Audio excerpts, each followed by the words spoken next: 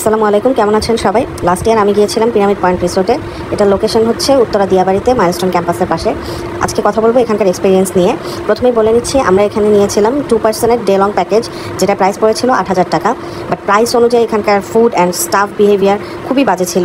প্যাকেজে ইনক্লুড ছিল breakfast, lunch আর evening snacks. লাঞ্চটা মোটামুটি ছিল, বাট ব্রেকফাস্ট আর ইভিনিং স্ন্যাক্সটা ছিল জঘন্য। ওরা ব্রেকফাস্টে দিয়েছিল একটা ডিম পোচ, দুইটা ব্রেডের স্লাইস, যেটা কোয়ালিটি ছিল খুব বাজে, আর একটু জেলি ছিল, সাথে 1 কাপ চা। আর লাঞ্চে ছিল সেট মেনু, যেটা পিকচারটা আমি ইনক্লুড করে দিয়েছি এখানে। আর ইভিনিং স্ন্যাক্সে ছিল ঠান্ডা চাউমিন, যেটা টেস্টটা ছিল খুবই জঘন্য। ব্রেকফাস্ট আর স্ন্যাক্সের পিকচারটা তুলতে আমি ভুলে গিয়েছিলাম। ওয়ান মোর পয়েন্ট, ওদের প্যাকেজের সাথে রুম ইনক্লুড ছিল, সাথে ছিল আনলিমিটেড সুইমিং পুল অ্যাক্সেস, আর সুইমিং পুলটা ছিল ইনডোরে।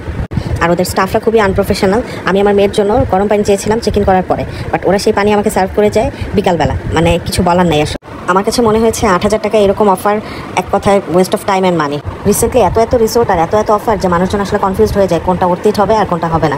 আমার মনে হয় রিসোর্টগুলোর একটু প্রাইস আর ফ্যাসিলিটিস ব্যালেন্স করে অফারগুলো দেওয়া উচিত, যাতে মানুষজন আফসোস না করে টাকা খরচ করে যায়, যেটা আমি করেছিলাম। যাই হোক, আজকে এখানেই বিদায় নিচ্ছি। সবাই ভালো থাকবেন। আল্লাহ হাফেজ। तू मान मेरी जान, मैं तुझे जाने ना दूंगा, मैं तुझको